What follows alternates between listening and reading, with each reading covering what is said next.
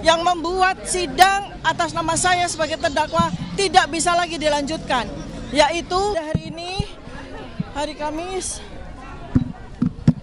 kami sudah melakukan nota perlawanan ya, yang terdiri atas 37 halaman ya, yang kita berikan judul Indonesia Menggugat ya. Dugaan ijazah palsu Jokowi adalah sebuah cermin krisis multidimensional bangsa ini ya.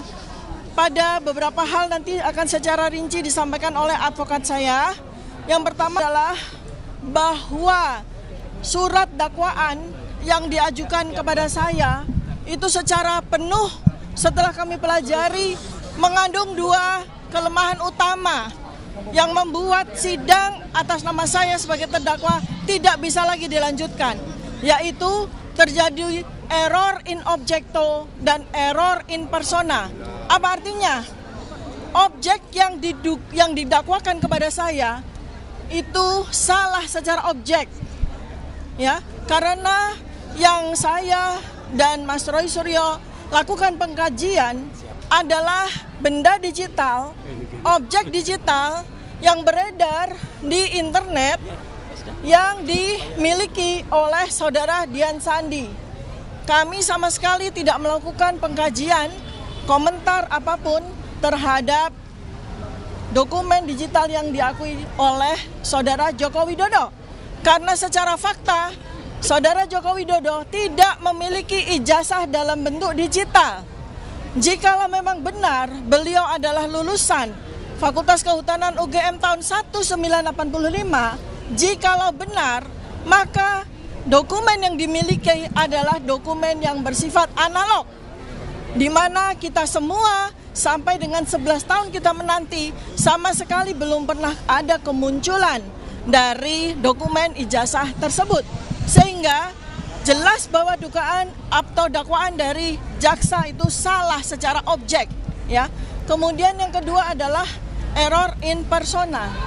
Karena ini berkaitan dengan laporan yang dilakukan oleh saudara Joko Widodo terkait dengan locus dan tempus delicti yang sangat aneh dan janggal. Karena locus dan tempus delicti itu berpindah-pindah dari sejak kami pertama kali diperiksa sebagai saksi tanggal 11 Mei 2025. Pada waktu itu yang dilaporkan sebagai locus dan tempus delicti adalah sebuah peristiwa tanggal 22 Januari 2025, di mana kami sama sekali atau saya sama sekali tidak berada pada locus dan tempus yang dimaksud.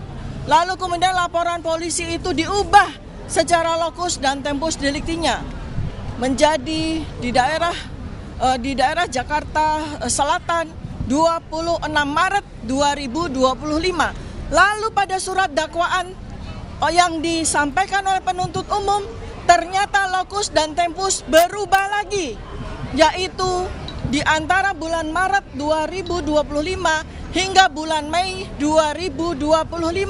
Padahal laporan yang dilaporkan oleh saudara Joko Widodo itu tertanggal 30 April 2025. Jadi ini jelas salah ya secara persona dan salah secara objekto.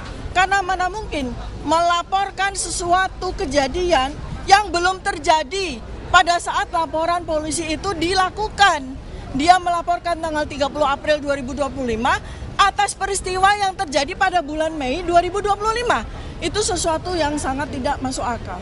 Dan berikutnya lagi adalah kesalahan atau error in objecto adalah mendakwa sebuah produk-produk jurnalistik yang dilindungi oleh undang-undang pers yang jelas ya.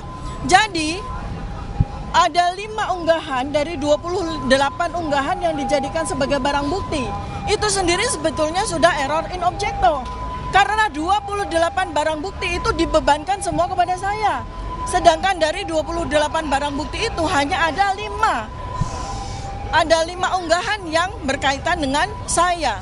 Nah, sementara dari 5 objek tersebut itu sebetulnya adalah produk jurnalistik. Yang utama adalah sebuah siaran di media